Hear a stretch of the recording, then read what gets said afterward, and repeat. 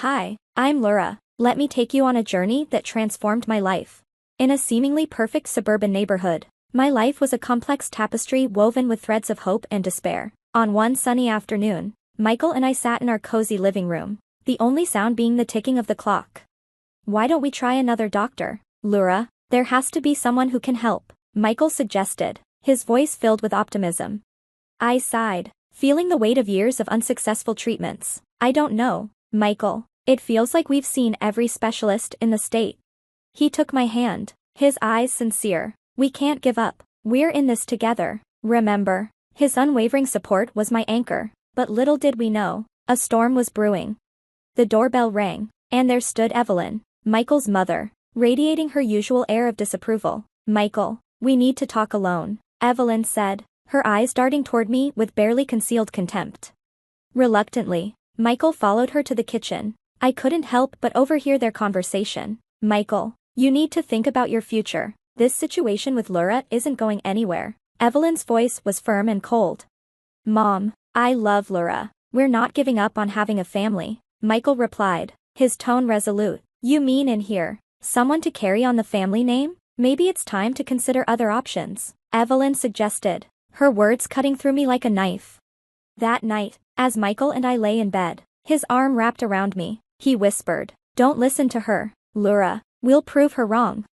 Days turned into weeks, and our hope was reignited when I finally got a positive pregnancy test. We were over the moon, but the joy was short-lived. During a family dinner, Evelyn's toxic words dampened our spirits. A baby with her health issues? Let's see how long this lasts, Evelyn muttered, just loud enough for us to hear.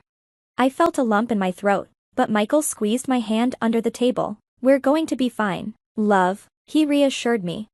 The following months were a roller coaster of emotions. Our friends gathered for the baby shower, and even Evelyn put on a facade of excitement. But her eyes, cold and calculating, never missed a beat. Make sure you take care of yourself, Laura. We wouldn't want anything to happen to the baby, Evelyn said, her voice dripping with insincerity.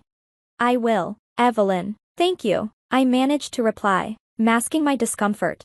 As my due date approached, Michael and I prepared the nursery. The walls were painted a soothing pastel blue, and the crib stood ready for our little miracle. It's perfect, isn't it? Michael said, beaming with pride. It's everything we've ever dreamed of, I replied, my heart swelling with love and anticipation. However, our dreams were shattered when complications arose during labor. The doctors rushed me into surgery, and I awoke to the heartbreaking news that our baby boy didn't make it. Holding each other, Michael and I wept for the child we never got to meet. Yet, in the midst of our grief, Evelyn's words echoed in my mind, I told you so. Despite the pain, we refused to give up. With each other's support, we faced the challenges head-on, determined to overcome the hurdles life threw at us. Our love is stronger than any obstacle. Laura, we'll get through this, Michael assured me, his voice a soothing balm to my aching soul. In our journey through despair and hope, we discovered the true meaning of resilience and the strength of unconditional love. Our story was far from over, and we were ready to face whatever came our way together. Months passed after our heartbreaking loss, and just when hope seemed a distant memory, a miracle happened. I was pregnant again. The joy Michael and I felt was indescribable, like sunlight piercing through relentless storm clouds.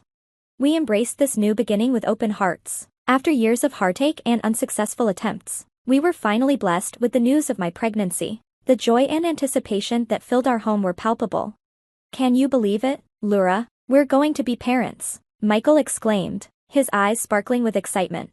The months flew by, each day bringing us closer to meeting our little miracle. The nursery was painted a soft pink, and we often sat there, imagining our lives with our baby girl. Finally, the day arrived. After hours of labor, we welcomed our daughter, Emma, into the world. She was perfect in every way, her tiny hands, her soft cries, everything about her filled our hearts with indescribable love. We did it, Laura. She's here, and she's perfect, Michael whispered, tears of joy in his eyes as he held Emma for the first time. Our little family felt complete, but this happiness was delicate, like a fragile bubble.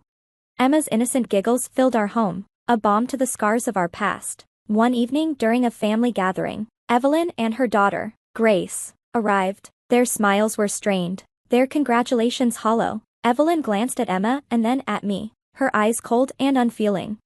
A girl, huh? Well, Let's hope she stays healthy, Evelyn remarked, her words tinged with an ominous undertone. I felt a twinge of discomfort but brushed it aside, focusing on the bundle of joy in my arms. Michael squeezed my hand, a silent promise that nothing would dampen our happiness. The first 3 months of Emma's life were a whirlwind of sleepless nights and endless cuddles, but our bliss was short-lived. Emma fell ill suddenly, her condition deteriorating rapidly. Despite the doctor's best efforts, we lost her. Our world, once filled with the laughter and cries of our baby girl, was now silent, the emptiness echoing off the walls. At Emma's funeral, the air was heavy with grief. Friends and family gathered, their faces etched with sorrow, but amidst the sea of mourners, Evelyn and Grace stood out. Their demeanor was unsettling, no tears, no signs of grief, as if they were untouched by the tragedy. As I stood by Emma's tiny coffin, heartbroken, I caught a glimpse of Evelyn and Grace whispering to each other, a smirk playing on their lips. Their blatant disrespect in such a sacred moment was a shock to my already fragile state. Can you believe it? Another one gone. Maybe it's a sign. Huh? Grace whispered, unaware that her voice carried through the hushed room. Evelyn chuckled softly in response. Perhaps Michael will finally see sense and leave her. I stood frozen, stunned by their audacity as they exchanged smiles and whispers, their laughter a jarring intrusion into the solemn atmosphere. It felt like a slap in the face, a cruel mockery of our profound grief. My heart pounded furiously, anger bubbling inside me. I can't believe they're doing this, I whispered to Michael, my voice trembling. Michael glanced in their direction, his expression shifting from confusion to disgust. I'll talk to them, he said, but I was already making my way toward them. Really, Evelyn? Smiling at a time like this? What is wrong with you? I couldn't hide the bitterness in my voice. Evelyn turned to me, her smile fading into a smirk. Oh, Laura, always so dramatic.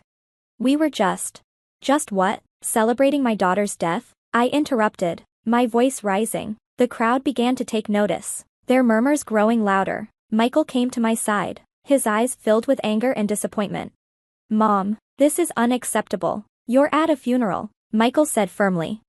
Evelyn tried to defend herself. We were just talking about what? How relieved you are that my daughter is gone. I was nearly screaming now, my grief morphing into rage. Grace stepped in, her voice dripping with feigned concern. Laura, you're overreacting. We're just as sad as everyone else. No, you're not, I shot back. You've never wanted me to be happy, not with Michael, not with Emma. You've always wanted me out of the picture. The confrontation drew the attention of everyone present. Michael stood resolutely by my side, his arm around me. It was clear where his loyalties lay. I can't do this anymore. Mom, your constant negativity, your disdain for Laura, it's too much. I can't have you in our lives if this is how you're going to act, Michael declared, his voice unwavering. Evelyn's face fell, a mix of shock and disbelief. Michael, you can't be serious. She's manipulating you. No, Mom, I'm seeing things clearly for the first time, Michael replied, his decision final. We walked away, leaving Evelyn and Grace standing amidst the murmurs of the crowd. That day marked the end of our relationship with them. Michael chose to stand by me, and together we faced the world united in our grief and love. In the weeks that followed, our home became a sanctuary, a place where we could mourn in peace, away from judgmental eyes. We leaned on each other, finding comfort in our shared pain. Evelyn was always a part of my life, but I can't have her toxicity around us. Not anymore, Michael said one evening, his voice heavy with sadness. I know it's hard, but I'm so grateful you're standing by me, I replied, my heart swelling with love for the man who became my rock.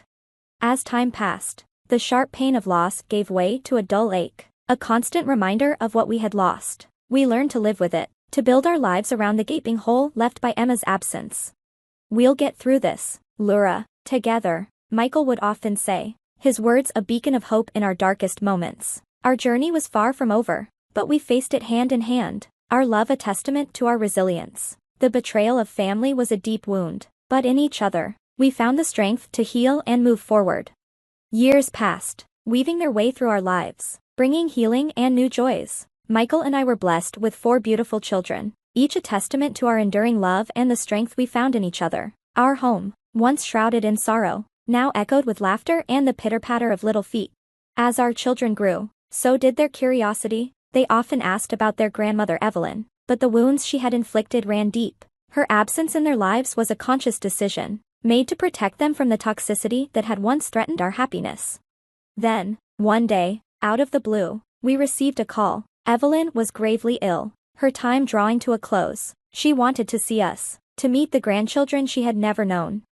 The news stirred a whirlwind of emotions within me. Why now, Michael? After all these years? I asked, my voice laced with confusion and bitterness.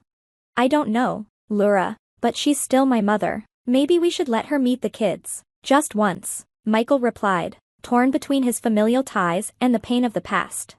After much deliberation, I agreed, not for Evelyn, but for our children, and perhaps for Michael, to offer him some closure.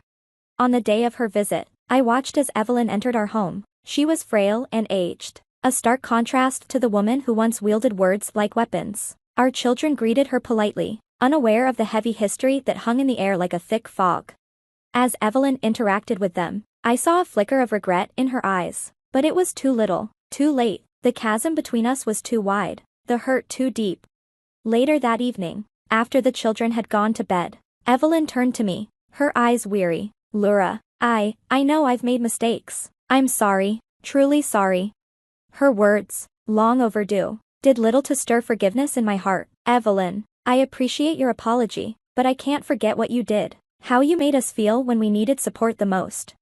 Michael sat beside me, a silent source of strength. Mom, we've moved on. We've built a life, a happy one, without the negativity you brought into it, he added firmly. Evelyn nodded, a single tear tracing her cheek. I understand, I just needed to say it, to try and make things right before it's too late. As she left our home that night, I felt a sense of closure. The chapter of our lives marked by her bitterness was finally coming to an end. We had moved on, and in the faces of our children, I saw the future, bright and unburdened by the past. We did the right thing, letting her see the kids, Michael said, breaking the silence. Yes, we did, for them, and maybe a little for us too, I replied, feeling a weight lift from my shoulders. Our story, though marked by trials, was also one of triumph and love. It reminded me that out of despair can come great joy, and in the face of betrayal and hurt, the strength of the human spirit prevails. Laura's journey through heartache and healing leaves us with a thought-provoking question. If you were in Laura's place, would you have allowed Evelyn, the person who caused so much pain, to meet your children in her final days? Is compassion more important than past grievances when someone is seeking forgiveness at the end of their life? Share your thoughts and experiences in the comments below.